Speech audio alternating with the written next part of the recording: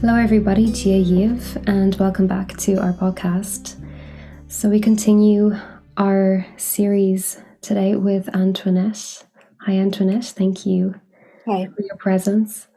And today we're going to talk about shadow work, which is an essential part of our healing journey, and it can be full of challenges, but also a beautiful process of release and alignment and coming into ourselves. And this is a word that you may have heard thrown about a little bit within spiritual practices or along your healing journey. So we're just going to explore what it is, what can be involved from our own experiences, and hopefully provide a little bit of insight and some tips to help you along your own healing journey. So Antoinette, the process of working through our shadow and letting go, what's the first thing that comes to your mind from your own healing journey? Well, I think just a little bit of an explanation, because people hear the word shadow work and they don't really understand or know what's it about, right? Yeah, right. So for me, shadow work is really to work with the shadow is really to work with the things that we've suppressed, to confront the ego aspect of ourselves, and to eventually, hopefully, transcend that. So it can take many forms to do this kind of work. You can get help from others, like healers and psychologists, counselors, that kind of thing, shamanic practitioners, or you can, if you have the tools, do it by yourself, contemplation, sitting with what's coming up, what's triggering you, and looking for the lessons that's trying to come forth. Yeah, and I think that a lot of spiritual practices focus on the light and connecting with the light within and working from a place of light. And that is an essential part of the foundation work, I think, as we embark on the healing journey, because we do need to find that light within ourselves and connect with the essence of our being before we really embark down the road of shadow work, and to be able to differentiate between the two. And I suppose what comes to my mind when that word pops up is we have that pure light aspect, which is connected to our higher self, the essence of who we are, the essence of our being, our direct connection to source. And then we have those energetic imprints that may be as a result of our environment, past experiences, can be ancestral, can be soul imprints, but they tend to be imprinted somewhere in our nervous system or in our body that creates blocks. And it's a process of understanding a lesson, or what the message of that block is. And that's a teaching in itself, which helps us on our healing journey. But it's also about being able to manage the process of working through it, because it can be intensive. Some aspects of our shadow are easier to work with than others. Some wounds, some blocks are easier to transcend or to release. But it comes down, I think, to having the foundation skills, the basics, being able to ground, being able to know who you are, and then to gradually explore the deeper, darker, but not necessarily bad aspects of ourselves. But it's an essential aspect of who we are as well, isn't it? Yeah. It helps to mold us into who we're here to be. Yeah, definitely. The thing about shadow work is often to do with the ego. Sorry. And like the ego gets a bad rap in spiritual circles. Like you hear the teachings that you need to suppress it or overcome it or basically ignore it. But that's not, well, in my experience, that's not the path. The path is really to essentially make friends with the shadow, with the ego aspects of ourselves. There's so much that it can teach us, and it's brought us so far, like in our lives to this point. It's presented us with opportunities to learn from, right? Yeah. And this path, another a term for it is the dark night of the soul. There's tons of books written about this. So yeah, people can go look it up. Absolutely. And coming back to the ego, yeah, as you say, making friends with it. And I think that there is a misconception of what the ego is and what role it plays, in our well-being, in our life in general. And for me, it's the ego keeps us safe, tries to keep us, yes, in our comfort zone, tries to keep us where we are. So it stops us from moving forward sometimes and from moving out of a place of comfort and into a new experience or to the next part of our growth and development. But the intention is to keep us safe and protected. And I think the ego as well teaches us a lot about boundaries. I've definitely have much more defined and healthier boundaries since I started to engage with my ego and understand, okay, what exactly are you trying to tell me right now? Or why are you giving me those messages? What is the underlying key teaching there or key message that you're trying to give me about this situation or about this experience? Yeah. So that's what you're talking about really is the process of discernment. That's the last episode we spoke about. Yeah. Definitely. So it is about taking the time, getting to know yourself, figuring out what's triggering you and the traumas that are coming out, and really discern, take the time and figure out what is essentially me, what is my core essence, what is my soul calling out for.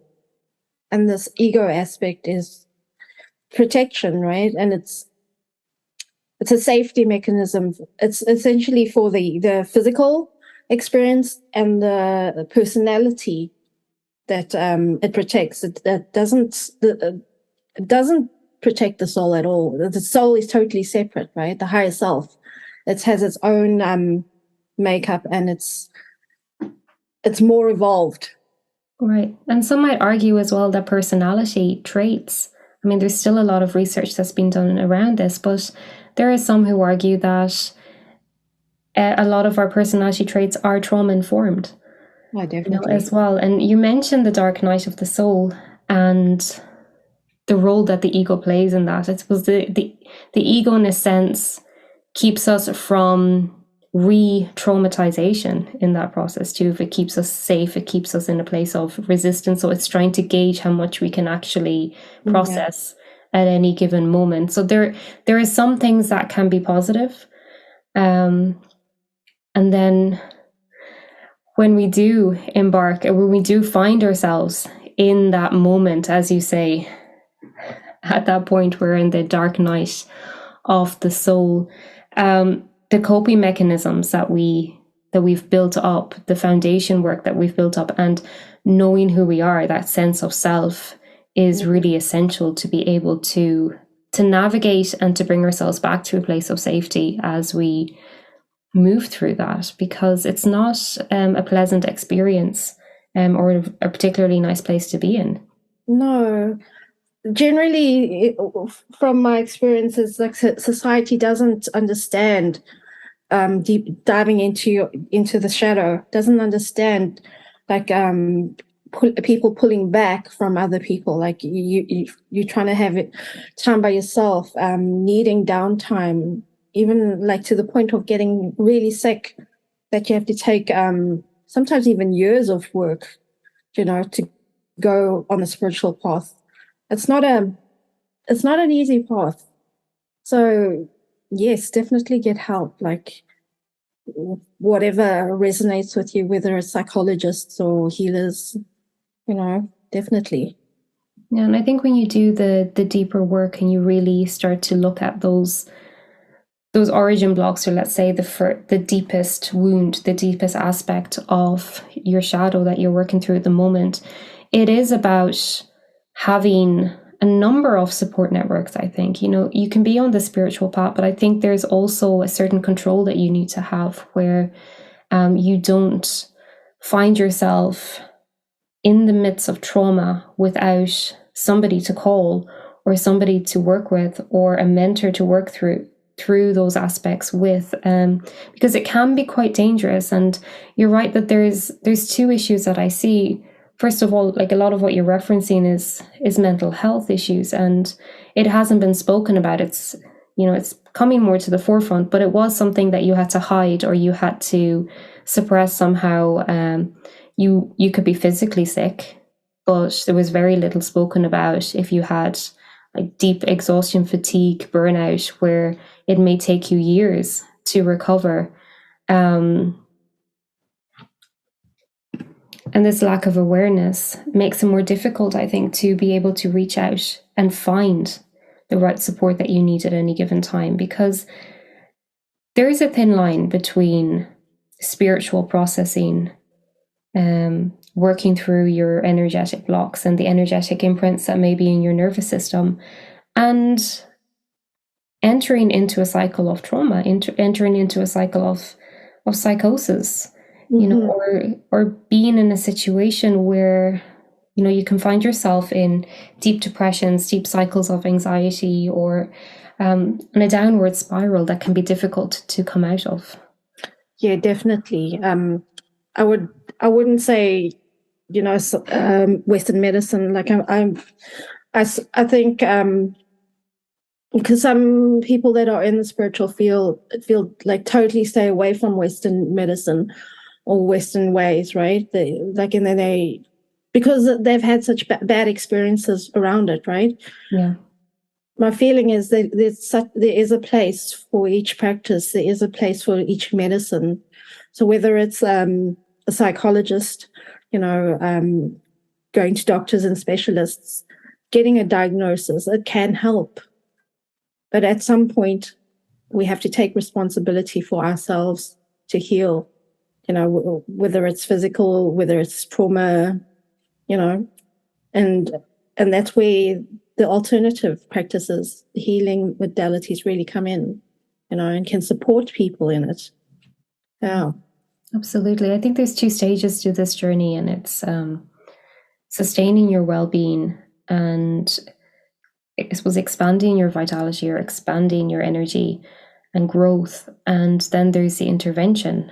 And what we're referring to here is the point where you may need an intervention, and then you look outside of yourself and you find a therapist that resonates with you, whether it be a psychologist, whether it be a psychotherapist, whether it be a retreat center, or, you know, even the Ayurvedic clinics or places where you can go and receive support and basically be held in the process. And I think this is one of the difficulties when we do travel down this path. It's the feeling that you're alone in this, because it's happening within you, and it may, but it usually doesn't manifest itself physically, that it's so visible to the eye. And so people can be experiencing it and going through really difficult periods of their life and not be able to talk about it, or feel like they can't talk about it, or feel like they can't reach out. And that lack of being held and being supported and being nurtured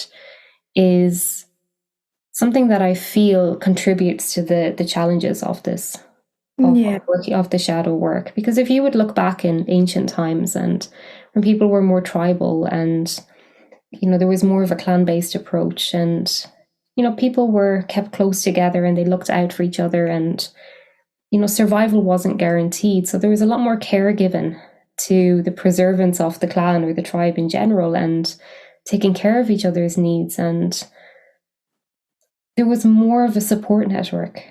You know, there was more of an understanding of the human needs and the challenges that can be faced, and a more acceptance. If we look at the ancient traditions, there seemed to have been a more of an acceptance of these processes, and people just ebbing and flowing out of the light and the shadow work being like a part of life. Yeah, like often, like if you come from a traditional cultural family, like many of them, you still live with your grandparents. Some of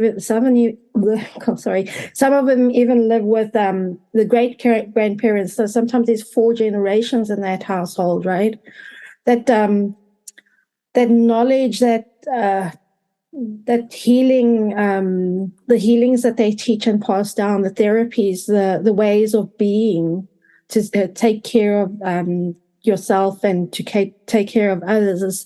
It's passed orally, and it's just in conversation. And because we live in, single households, like just a mom and dad, or sometimes just even a single parent, right? Or single person, like we're losing out a lot. And this is where like supportive communities, creating a safe, sacred space, it's so valuable on this path.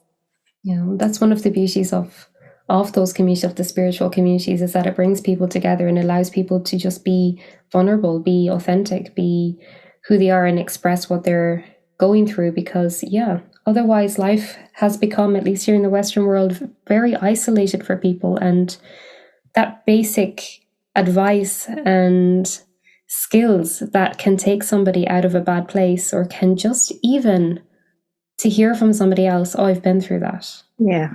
People even take great comfort of knowing, oh, my grandmother was like that, or my mother was like that, or that's a trait that can be in the family. There's great comfort in a sense in that, because you don't feel alone in the process. And it's amazing what that sense of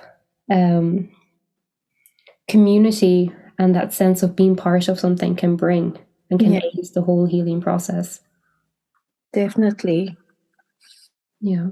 And I think when it comes to shadow work, for those who are embarking on it, and I think it's a continued journey, I think that there's always aspects of our shadow that arise, because as we navigate life, we are naturally experiencing and encountering more challenges and getting more imprints and all the rest. We're not perfect. But I think there are steps that you can take, even yourself, when you're not in the depths of that trauma, when it's not a point where you need the intervention or you're on a downward spiral. But just as you're working through, let's say the lighter stuff or the more manageable stuff, there are steps that you can take to stabilize your journey, or to stabilize yourself within it and keep yourself aligned. And we mentioned having the foundation, like knowing who you are. Yeah, definitely. Recognizing the light within you. Mm-hmm. And differentiating between that and all those shadow aspects. And that's one part of it, isn't it? Yeah, definitely. I was fortunate enough to grow up in a spiritual home with, I guess, ancient Kabbalistic teachings, right? Mm-hmm.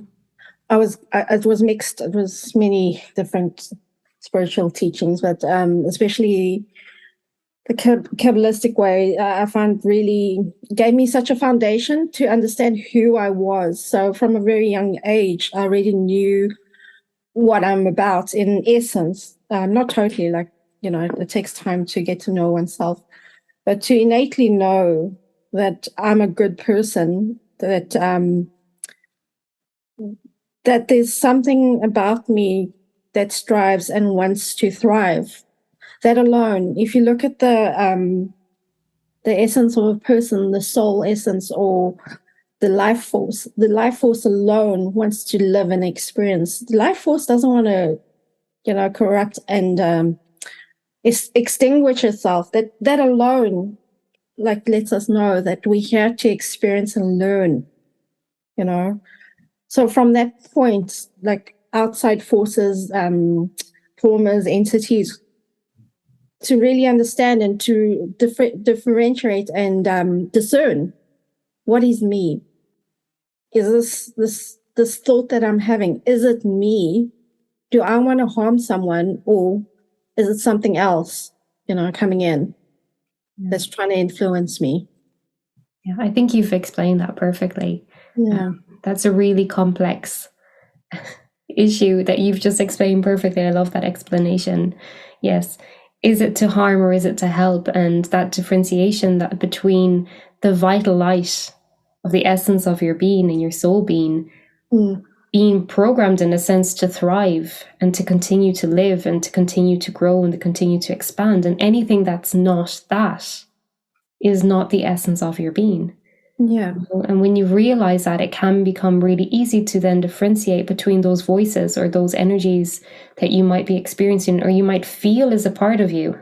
Mm-hmm. But right, if it's telling you things that are destructive, if it's giving you advice or guidance that leads to self-sabotage, if it's putting you down, if it's criticizing yourself, if it's judging yourself, other people, if it's in that kind of critical energy or in that dense energy where it's telling you to harm yourself or others or be destructive in any shape or form in your life, it's not the essence of who you are. And I think, as you say, you're fortunate to have been taught that at a young age, and many people have been, but then there are many more that haven't had that experience or haven't been told, that they are these pure light and that is the essence of who they are, irrespective of what happens. And cultural programming and the way in which we discipline kids and the way that we're brought up dictates so much about how we then travel this whole healing journey. Yeah, definitely. I mean, you can even see it in nature. If you look at, like, say, your pets, say your dog or something, he doesn't go out of his way or doesn't overthink things. How can I ruin my owner's day? The only time they do that kind of thing is if they're traumatized, But if they have a happy home, have a happy disposition, or balanced, basically, they don't seek that kind of destructive behavior. So, like, if you look at a tree, all it wants to do is thrive and grow. The same with us. Our essence is like that. Yeah, absolutely. And that's another good point as well. When your needs are met, then you are naturally aligned with that light aspect and that want or desire to grow and expand and thrive. So when you find yourself as well being destructive or having destructive thoughts or having harmful thoughts or just putting yourself down, it's helpful to then think in that moment, okay, what am I missing? What need do I have that's not been met? And the more I walk this path, the more I find the importance in coming back to basics. Yeah. So when you are doing your shadow work and you do find yourself at a moment of resistance or at a moment of deep challenge and you start to feel overwhelmed for whatever reason, it's just coming back to sleeping, eating well, getting exercise, maybe switching off for a little bit and meeting friends for a coffee or for lunch, or, taking care of the basic needs, going right back and saying, well, do I have enough nutrition? Am I having enough rest? Yeah. Are my basic human needs being met? And so often, especially like in this fast-paced society we live in, they're not. Definitely. Then the next thing is, like, even if we are doing all of those things to take care of ourselves and things still keep going wrong, or if we have really harsh thoughts against ourselves or others, then possibly it could be like a soul contract, right? Or carrying the burdens of our ancestors that have never been resolved. Yes.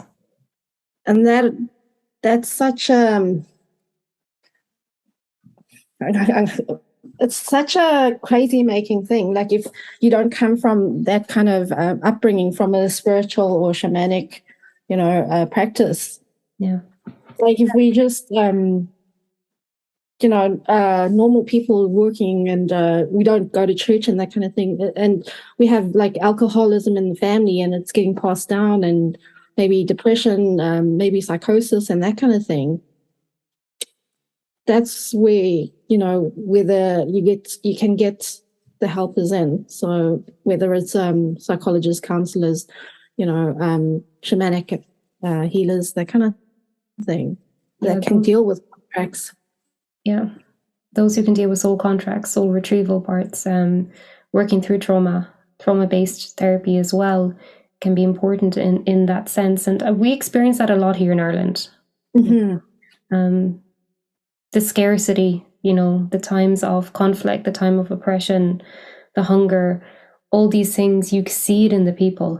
We spend a lot of time doing ancestral healing and releasing, and those programs are very much physically within us. And, they are another aspect that we do have to work on, because that's our lineage and our ancestors experienced it and it was challenges that they faced, but it is discerning as well. Okay, that's coming from a place of fear or hurt or oppression or whatever the trauma is that belongs to the ancestors, that was very real to them at the time, but is no longer valid to us, and it's okay to release it.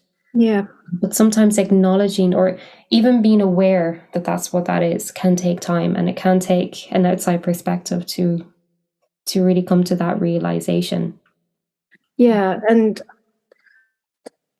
for me, because it almost seemed like that I was born, well, you are born with it. We come in, the soul contract is usually, well, they say created before you are born, when you're on the other side of the veil, right? And they lessons for you as a human, as a soul, as a consciousness to live out in this life. And it doesn't mean that we have to, suffer through it, and we have to pay penance for our ancestors or for the world in general. Yes. It's not that. We have the option. We are sovereign, we have and we have our own goals and lessons that we want to overcome. And the whole reason for that, those contracts and lessons, is that we overcome and evolve. Yes, and evolve is an important word. It's like finding a new way to do it, finding a new approach. After working through so much ancestral stuff for a while, it was really only this year that it was like, oh, finally got it. Light switch moment. By applying the contrary. Like, so if you look at the west of Ireland and the scarcity and the hunger and the poverty and the oppression that was experienced, at an ancestral level, sometimes we go into that trauma or we go into that pain again and end up experiencing it in our own lives and end up trying to move forward in our life from that perspective, from that place. But if we turn it on its head and start making the healing process about enjoying, like eating good food or experiencing things that our ancestors wouldn't have been able to experience, be it going to like a 5-star hotel and having afternoon tea, that's just one, very kind of cliche example, but that's something they wouldn't have been able to do. And they suffered so much. And there was so much self-sacrifice to save the people, or to save the clan, to save the people of Ireland. Like, there was so much given up so that future generations could have a better future and live better. And I think that by experiencing that better life, by enjoying these things that they weren't able to do, it is so liberating for ourselves, but for our ancestors. And I've realized it's such an effective form of ancestral healing because you feel the emotional release. It's like this massive weight has been lifted, and I can feel the presence of the ancestors, and they're smiling for once, and it gives them that sense of, okay, my work is done. My life wasn't in vain. What I fought for, what I sacrificed for, I can see now that it has come to fruition. It was worth it. I've achieved what I gave my life to achieve. And that can be so freeing, for them on a spiritual level, for us. And it stops that trauma then from staying in the lineage. Yeah, I'm getting chills hearing you talk about it. It's so awesome. Yeah, coming from China and then my grandparents fleeing because of communism and the wars, right? And to them going across the world to have a new life and build from scratch, a life again for the next generation, for them. Yeah, just to think that they'd be so elated to see like how my life has turned out. Like we often forget, it's not that long ago that we had world wars and that kind of thing. Yes, we had the pandemic, but it was nothing compared to what they went through. No. Yeah. No, we forget, and then we forget the blessings that we have in our life. And I think that's something that kind of niggles at me a little bit with the spiritual practices, because there is a tendency to go back. And I've realized as well that, yes, we need to understand the significance that the rituals, the ceremonies, and the teachings had. Well, we need to understand the significance it had for our ancestors and the meaning it had for them, and find a way as well to translate it somehow into the life that we're living today, into the modern world, so we can keep the meaning, we can keep the importance and the teaching. But sometimes when we try and replicate old ceremonies or old traditions that are based around suffering or based around grief, or, you know, really coming back to basics to the point where it's making life challenging, then, you know, I feel like it's not as helpful as we might think it is. You know, it's repeating their, not their trauma, but the way that they lived. And I think it sends a message, yes, that they recognize it, they recognize what we're doing, but they see a continuation. Yes. And some ceremonies are beautiful to continue, but some practices need to be shifted into a higher timeline, really. Yeah, definitely.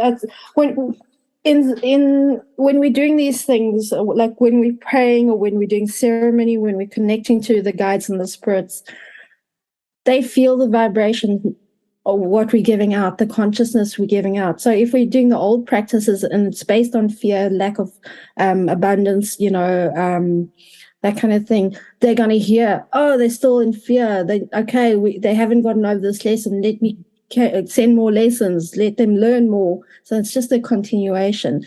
And we have, like, since the 80s, we have, the consciousness has risen, and we have entered. We are in the entering the fifth dimension density, right? And we have to take these practices, take what's good with them, and make it applicable to what's happening now, and within society, within our lives, with us personally, and show spirits that this is the consciousness now that we're at. This, we've up leveled, right? Yeah.